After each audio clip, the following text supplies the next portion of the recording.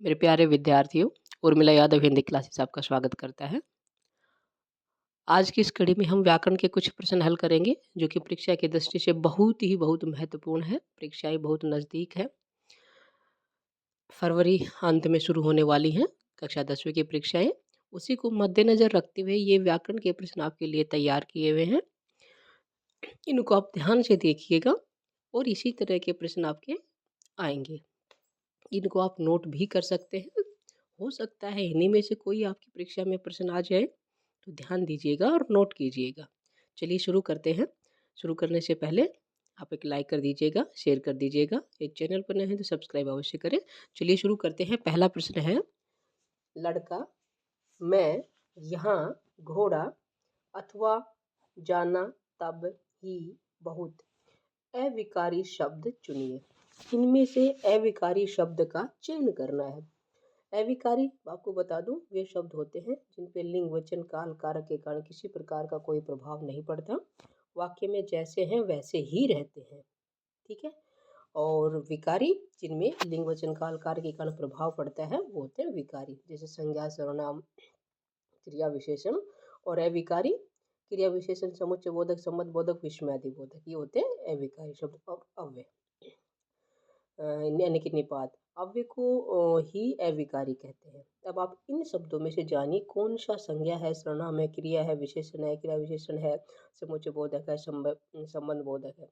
फिर आपको पता चल जाएगा कौन से अविकारी है, कौन से विकारी है।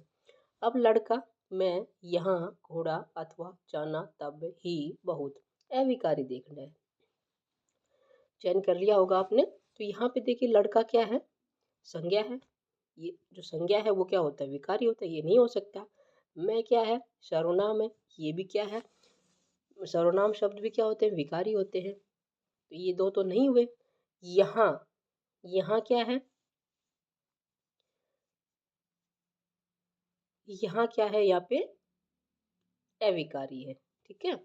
और जो घोड़ा है, ये भी संज्ञा है, अथवा योजक शब्द है, जाना क्रिया है, तब क्या है, ये भी क्या बता रहा है, योजक को बता रहा है।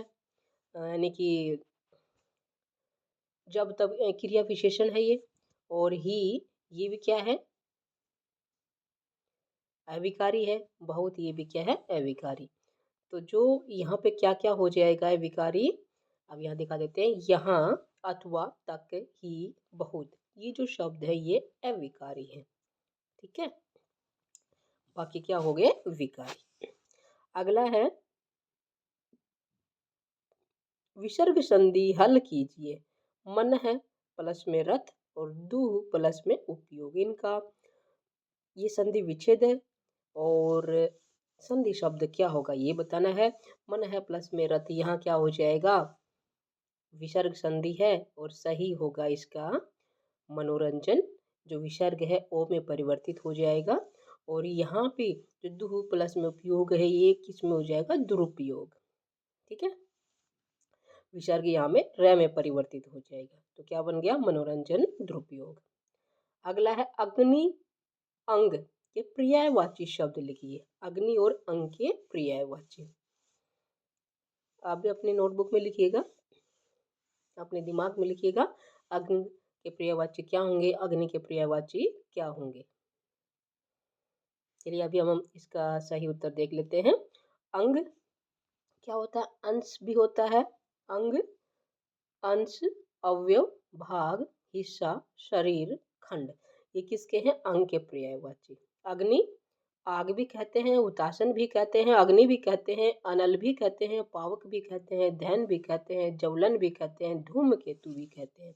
किसको, अग्नि को। ये सभी अग्नि के पर्यायवाची है। अंग, अवयव, भाग, हिस्सा, शरीर, ये किसके पर्यायवाची है, अंग के पर्यायवाची है। ठीक है। चलिए आगे बढ़ते हैं। और जो अगला प्रश्न है वो है, दुस्साहस प्रताप में उपसर्ग छांट के लिखिए। छांट के लिखिए। ठीक है। दुस्साहस प्रताप क्या होगा, इसका पता चल गया होगा। दुस्साहस में क्या उपसर्ग है और प्रताप में क्या है। दुस्साहस में दुस उपसर्ग है हलंत के साथ, और प्रताप में ताप। इसमें साहस मूल शब्द है, प्रताप में ताप मूल शब्द है, दुष और प्रह ये क्या है, उपसर्ग है। अगला प्रश्न है, अंगारे उगलना, सिक्का जमाना, हाथी के दांत खाने की ओर दिखाने की ओर, मुहावरे का अर्थ लिखकर वाक्य प्रयोग कीजिए। अंगारे उगलना मुहावरा बताना है, सिक्का जमाना बताना है, हाथी के दांत खाने की ओर दिखाने की ओर ये बताना है। अब आपके दिमाग में आ गया होगा कि अंगारे उगलना क्या होता है, अर्थ वाक्य प्रयोग कैसे करोगे, सिक्का जमाना क्या होता है, हाथी के दांत खाने की ओर दिखाने की ओर क्या होता है। चलिए अब भी हम देख लेते हैं आंसर। अंगारे उगलना, कठोर व कड़वी बातें कहना। वाक्य प्रयोग कैसे करोगे, कठोर व कड़वी बातें कहना क्या हो जाएगा, अंगारे उगलना, ये इसका अर्थ हो गया। वाक्य प्रयोग क्या होगा, श्री कृष्ण का नाम सुनते ही शिशुपाल अंगारे उगलने लगा, यानी कि क्रोध में अंगारे उगलना, क्रोध में कठोर कड़वी बातें कहना, ये भी कह सकते हो आप इसका अर्थ। तो श्री कृष्ण का नाम सुनते ही शिशुपाल अंगारे उगलने लगा। इसमें अगला है सिक्का जमाना, अपनी धाक या प्रभुत्व जमाना। सिक्का जमाना, अपनी धाक या प्रभुत्व जमाना, ये इसका अर्थ हो गया। और इसका वाक्य प्रयोग कैसे करोगे, चलिए देख लेते हैं। अभी ने अपनी काबिलियत से अपने बोझ पर सिक्का जमा लिया। अभी ने अपनी काबिलियत से अपने बोझ पर सिक्का जमा लिया, यानी कि अपने प्रभुत्व कायम कर लिया। अगला क्या था कि हाथी के दांत खाने की ओर दिखाने की ओर, तो यहाँ क्या हो जाएगा, हाथी के दांत खाने की ओर दिखाने की ओर, इसका अर्थ क्या हो जाएगा, करना कुछ कहना कुछ। क्या अर्थ होगा, करना कुछ कहना कुछ। वाक्य प्रयोग, सेठ जी करते कुछ और कहते कुछ, मतलब हाथी के दांत खाने की ओर दिखाने के और। ठीक है, लिखना चाहें इनको लिख सकते हैं। चलिए आगे बढ़ते हैं। अगला प्रश्न है, ऋणात्मक अनुरक्ति का विलोम शब्द लिखिए। ऋणात्मक अनुरक्ति क्या होगा, इसका विलोम, ऋणात्मक का हो जाएगा घनात्मक और विरक्ति का हो जाएगा अनुरक्ति का विरक्ति। ठीक है, चलिए अगला देखते हैं। उसने घर आकर भोजन किया, इस वाक्य को संयुक्त वाक्य में परिवर्तित कीजिए। देखिए रचना के आधार पर वाक्य के 3 भेद होते हैं, साधारण, सरल और संयुक्त। उन्हीं में से ये है प्रश्न है, तो संयुक्त वाक्य में बदलना है इस वाक्य को हमें। तो क्या हो जाएगा, वह घर आया और भोजन किया। ठीक है, घर आया और भोजन किया संयुक्त वाक्य हो गया। अगला है, मैंने एक घोड़ा खरीदा, मिश्र वाक्य बताइए। ये रचना के आधार पर वाक्य के भेद है और अर्थ के आधार पर वाक्य के 8 भेद होते हैं। उसने एक घोड़ा खरीदा, उसने एक सफेद घोड़ा खरीदा, मिश्र वाक्य क्या होगा, मैंने एक घोड़ा खरीदा जिसका रंग सफेद था, ये क्या हो गया, मिश्र वाक्य, जिसमें एक प्रधान वाक्य होता है और एक उपवाक्य होता है। अगला है, फिर से अविकारी का ही आ गया है, अविकारी शब्द चुनकर लिखिए। क्या क्या है यहाँ पे, ये है, वह है, पर्वत, गंगा, क्योंकि, तथा, खोना और भर। ठीक है, तो यहाँ पे क्या हो जाएगा, इनका अविकारी बताना है। मैंने बताया था जो अविकारी होते हैं जिन पे लिंग वचन काल कार के कारण कोई प्रभाव नहीं पड़ता है। तो यहाँ पे देखते हैं इसका सही उत्तर क्या होगा, चलिए देख लेते हैं। क्योंकि, तथा, भर, ये क्या है, अविकारी। अब क्यों है ये भी जान लेते हैं। देखिए यहाँ पे यह क्या है, सर्वनाम शब्द है, वह भी क्या है, सर्वनाम है। पर्वत संज्ञा है, गंगा भी संज्ञा है, क्योंकि क्या है, योजक है, समुच्चय बोधक है, तथा भी क्या है, समुच्चय बोधक है, खूना क्रिया है और भर क्या है, ये क्रिया विशेषण है। ठीक है, तो क्रिया विशेषण क्या होता है, विकारी होते हैं, और क्योंकि समुच्चय बोधक वो भी अविकारी होते हैं, तथा योजक का काम करा समुच्चय बोधक ये भी क्या है, अविकारी। तो क्योंकि, तथा, बरिया क्या हो गए, अविकारी हो गए, बाकी क्या है, विकारी शब्द है। चलिए आगे बढ़ते हैं। विग्रह करके समाज का नाम लिखिए। विग्रह करना है, समाज का नाम लिखना है। दीन दयालु और मालगाड़ी, दीन दयालु का विग्रह क्या होगा, समाज कौन सा है, मालगाड़ी का विग्रह क्या है, समाज कौन सा है, क्या होगा, चलिए देख लेते हैं। दीन दयालु, दीनों पर दयालु, दीन दयालु, दीनों पर दयालु। अधिकरण तत्पुरुष रस, पर विभक्ति आई है, में और पर आती है, वहां क्या होता है, तत्पुरुष, और कौन सा, अधिकरण। मालगाड़ी, माल के लिए गाड़ी, संप्रदान तत्पुरुष, जहाँ के लिए आता है, हित पूर्ति आता है, वहाँ क्या होता है, संप्रदान। तो संप्रदान तत्पुरुष समास है, दूसरा पद प्रधान है ये। अगला प्रश्न है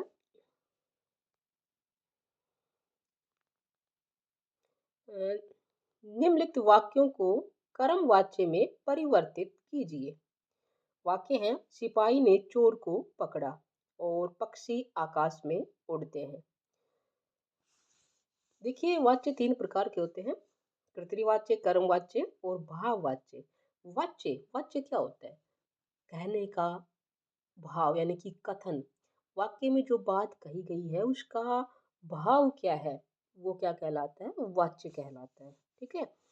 और यदि जो बात कही जा रही है उसका संबंध कर्ता से है तो क्या हो जाए? कर्तृवाच्य। और जो बात कही गई है उसका संबंध कर्म से है तो कर्मवाच्य। और यदि भाव से है तो क्या हो जाएगा? भाववाच्य। ठीक है। तो यहाँ पे सिपाही ने चोर को पकड़ा, ये कर्तृवाच्य है। पक्षी आकाश में उड़ती, ये भी कर्तृवाच्य है। तो हमें क्या करना है? कर्मवाच्य में परिवर्तित करना है। तो क्या हो जाएगा इसका उत्तर? चलिए देख लेते हैं। सिपाही द्वारा चोर पकड़ा गया, ये क्या हो जाएगा? कर्मवाच्य। और पक्षियों द्वारा आकाश में उड़ा जाता है, ये क्या हो गया? कर्मवाच्य। ठीक है। प्रभाव किस पे पड़ रहा है? कर्म पे पड़ रहा है। तो जो ये पहले था ये कर्तृवाच्य, ये क्या हो गया? कर्मवाच्य। अगला है विकारी शब्द छांटिए। विकारी शब्द छांटने हैं। अब की बार क्या है? विकारी है। काला, काला, धीरे, पुस्तक, परंतु, इसलिए, अंत, अरे, आज, इधर, नारी, मैं, खाना, पशु, कल, अतएव। इनमें विकारी शब्द छांटने हैं। तो यहाँ पे क्या हो जाएगा? विकारी, मैंने अभी बताया था विकारी अविकारी में अंतर। तो यहाँ देख सकते हैं आप, यहाँ पे देखिए काला शब्द क्या है? विशेषण है। तो विशेषण क्या होता है? विकारी होता है। धीरे क्या है? क्रिया विशेषण, ये नहीं हो सकता। पुस्तक संज्ञा है, ये भी नहीं हो सकता। माफी चाहूंगी, पुस्तक क्या है? संज्ञा है। संज्ञा भी क्या होता है? विकारी होता है। परंतु समुच्चय बोधक है, ये अविकारी है, इसलिए भी समुच्चय बोधक है, अविकारी है। अंत, ये भी क्या है? अविकारी है, समय को बता रहा है, क्रिया विशेषण है ये। अरे, ये क्या है? विस्मयादि बोधक है।